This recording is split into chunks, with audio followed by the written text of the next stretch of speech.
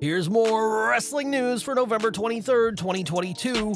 And we're starting off with the Good Brothers, and when the duo returned to WWE last month, there were reports that they'd still be competing for New Japan Pro Wrestling. At this time, Carl Anderson holds New Japan's Never Openweight Championship, and while he didn't compete at Battle Autumn on November 5th, the two are heading back overseas.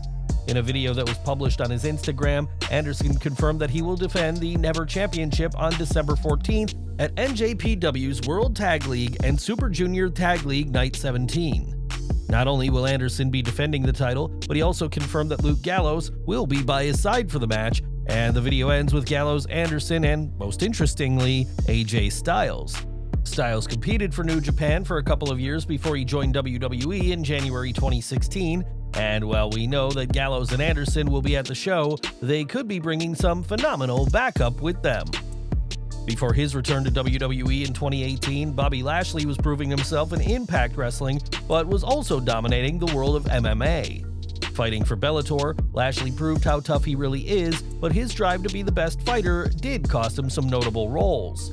While speaking to Sidewalk Entertainment, Bobby revealed that during his hiatus from WWE, he was offered the chance to act in two huge franchises, Mortal Kombat and Stranger Things, but turned them down. I did a handful of movies when I was in between when I was fighting for a while. From my first run in WWE to my second run, I did about 4 or 5 movies. Little, small parts. They needed that big bad villain to come in there and I played that part. Of course, I got killed every time. I was offered things afterward. I was offered Mortal Kombat. There was Stranger Things.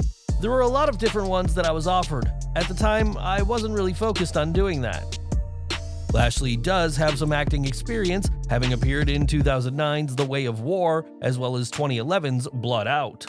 The Almighty added that after he returned to WWE, he did invest in some acting lessons and would love to take on bigger roles when his wrestling career is winding down.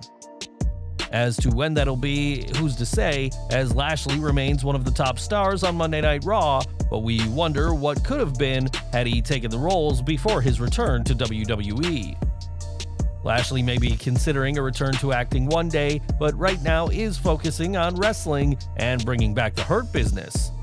The popular stable consisting of Lashley, MVP, Shelton Benjamin, and Cedric Alexander came together in 2020, but were split in early 2021. This split came despite all 4 members pleading with Vince McMahon backstage not to split them, and when speaking to WMBD, Lashley explained that he's working on a reunion. I hear it all the time, and it was cool. It was a very cool time of wrestling, and we're fighting for it, trust me. Hopefully sometime you'll see it back together. While the Hurt Business did reunite in late 2021, that was only so Benjamin and Alexander could be bodies for Goldberg to beat up in the Hall of Famers feud with Lashley. With McMahon gone, it could finally be time for the Hurt Business to reunite, but even if that doesn't happen right away, it's something the almighty MVP, Benjamin, and Alexander are fighting for. We mentioned earlier how Bobby Lashley turned down some pretty big acting roles in the past, but he's not the only WWE superstar to have caught the eye of Hollywood. That's according to Fightful, who reports that Damian Priest was contacted by none other than Marvel, who were considering him for a role in Black Panther: Wakanda Forever. The report adds that not only was Priest asked to read lines for a part, but he was asked to read for Namor, one of the most heavily featured roles in the film and the ruler of the underwater kingdom of Talokan. Priest obviously didn't get the role, which went to Tenoch Huerta, but it's a big deal that Marvel wanted to meet with Priest, who has no official acting credits to his name, and perhaps the Judgment Day member could find a new role in the MCU. Now, for as evil as MJF can be on AEW programming, the new world champion has never shied away from speaking up against anti-Semitism. MJF is Jewish and has spoken candidly about how he's been treated because of his faith, and has now given a shocking example from his youth. Speaking to Vulture, MJF didn't hold back about his experience on the indies and the prejudice he's faced while on the road. When you're traveling as a professional wrestler and an athlete and you go to these small towns, you'll hear people scream out slurs. You'll have wrestlers key your cars, and I don't think it's funny to draw a Nazi symbol on your bags. MJF stated that at first, he didn't want to bring these religious issues to the attention of the public, but believes he now has to with anti-Semitism seemingly on the rise. The Salt of the Earth has addressed these issues in the past, speaking about the matter during a February episode of AEW Dynamite, and we hope that such behavior eventually stops for good. Last week, we reported on Jonah, who has been offered a contract to return to WWE over a year after his release from NXT. The former Bronson Reed has been impressive in New Japan since being cut in August 2021, but his future may be working for Triple H once again.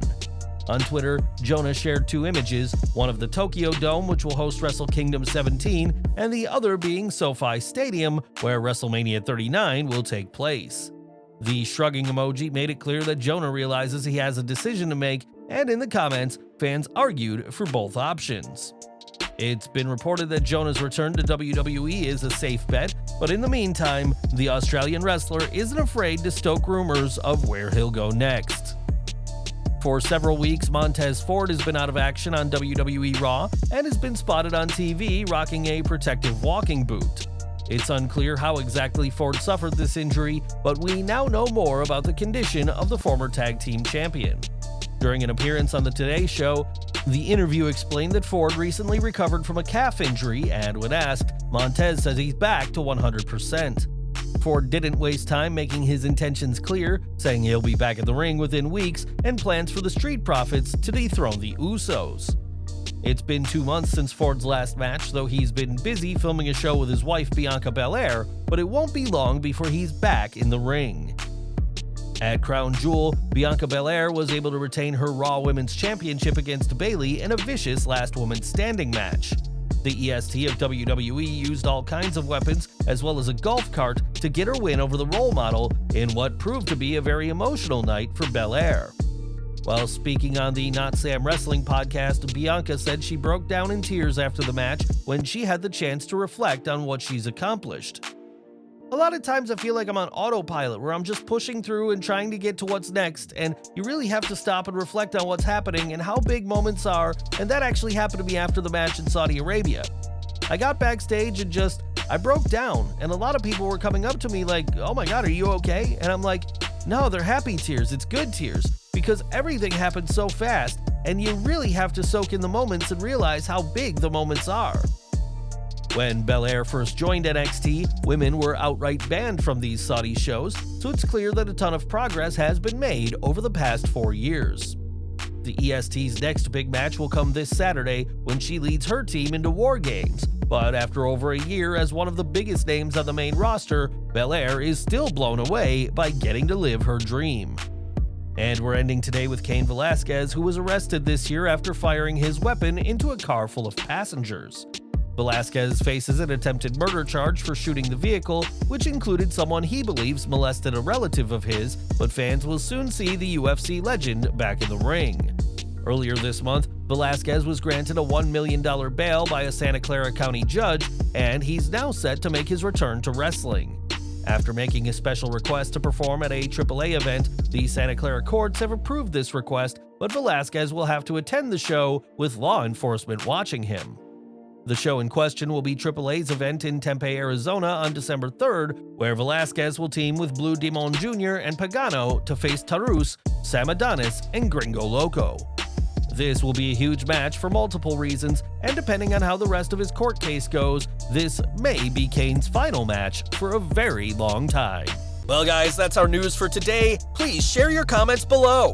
Also hit the like button, subscribe to our channel, and hit the bell icon to receive all notifications. And as always, thanks for watching.